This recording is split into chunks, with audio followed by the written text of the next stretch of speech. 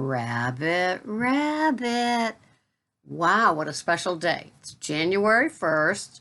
It's Rabbit, rabbit, and it's Wednesday, a typical video day from me. Oh, the fun we can have. And as you can see, for 2020, it's just me in my bathrobe, sitting here with you for a cup of coffee time. That's what I aim for, is to just talk with you, to have a cup of coffee, to kind of get settled into the day, plan it. It's usually dark for most of us when we're watching this. And so we just want to be warm and cozy and learning about our food program and how it affects us. It's funny, I was just answering a comment on Carnomad's page after one of his videos, and I spoke of who I, specialize with, and it's usually older folks, and I put late stage keto and carnivore. And isn't that the truth? A lot of us are doing late stage keto, where we continue to have things, but somebody commented to me the other day, I had my favorite lettuce, baby butter, and I didn't like it anymore. And it's like, I so know that feeling. All right, so here we are. It's January 1st. Did you survive? Or have you got one more eating fest in you today with brunches and lunches and, things like that? And please don't say this. Don't tell me you're having a food funeral today and that tomorrow, January 2nd, 2020, will be the big day. Don't tell me that. But it could be. It could be. Today could be the food funeral. What is a food funeral? Oi. You've probably had dozens of them if you're like me.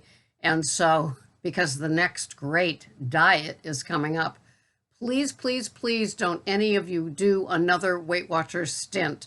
You know that they expect you to lose 11 to 12, maybe to 17 pounds. And then where will you be? You'll be at that long stall. Things stop working. And all the freedom that you have now in that program, I don't know. I don't know enough about it. I should watch more YouTube guru videos. Purple, green, blue? I don't know. But trust me, they're just chemists that are trying to get your money to give you a little bit of a bump, a little bit of a weight loss to get you in there. And what are you paying? I have no idea what it costs now, but I get postcards all the time that you can have, 1 month free if you sign up. What am I signing up for? 6 months worth? They're going to get that 200 out of me or that 250. And then, you want the tracker and you want the online and you want to go to meetings because you want that support. Oh yeah. No, thank you. So who am I? If this is your first video, welcome.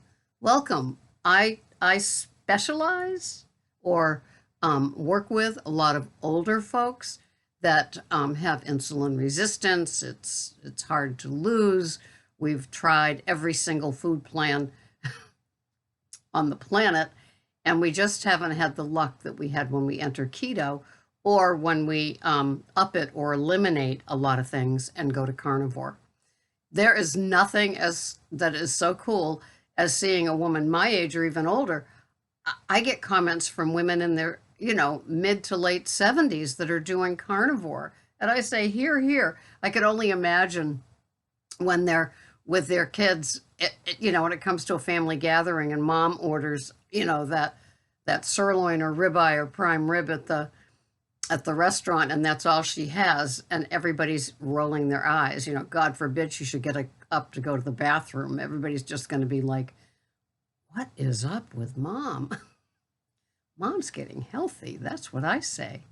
So here we are, and there will be a rush to get to the latest plan or to get back on your plan. The plan you might have been paying for years, for months, the gym membership, all those things that you pay on, like you're investing into your annuity, but you're not getting anything back.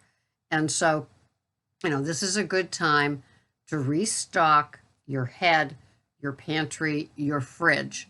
If you were going to try carnivore once the new year came around, because this is carnivore month, congratulations. You are about to enter the place where you will feel the best? Are you still having diet sodas or yellow, green, blue packets in your coffee, or keto-fying things to make them look like standard American diet treats and breads and casseroles and things like that? Well, maybe you aren't going to be doing that anymore. You can do it if it works for you.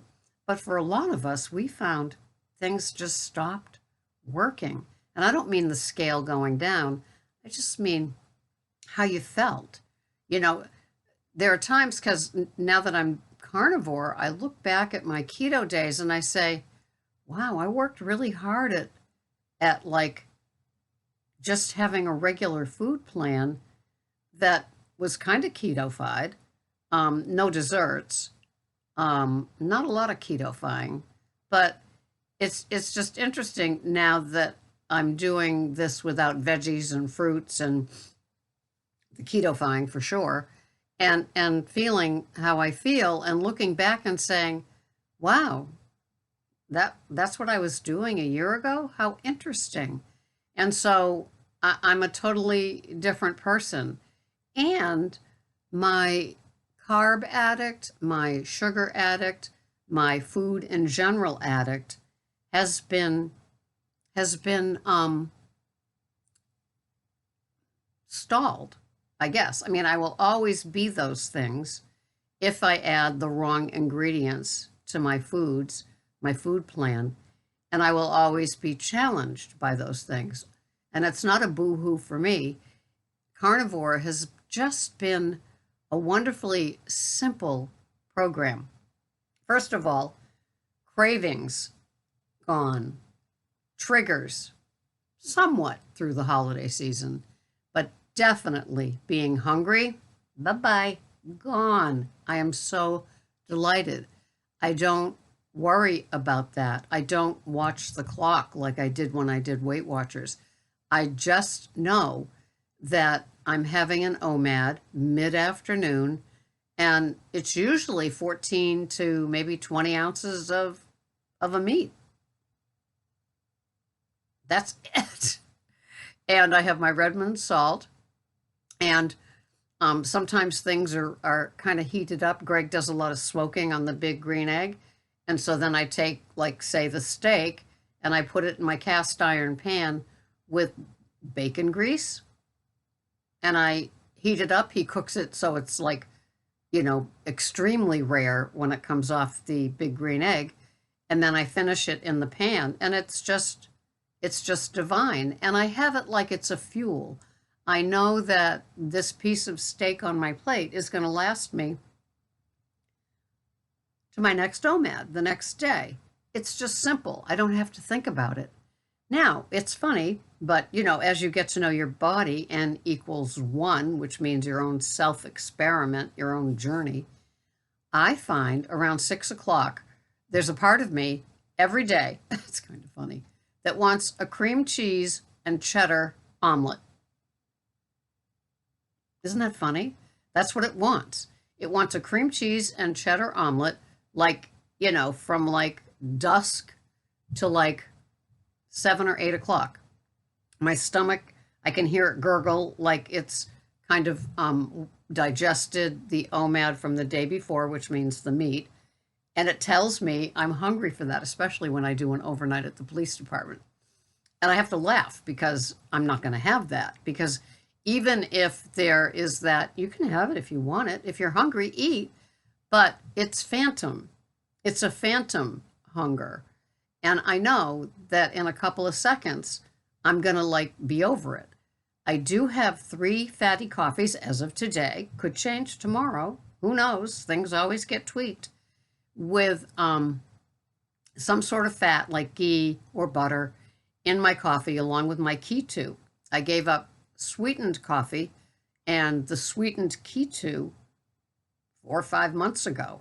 Amazing for me because I never thought I could not have coffee without a sweetener in it. I was having Xyla, erythritol, and but that's gone.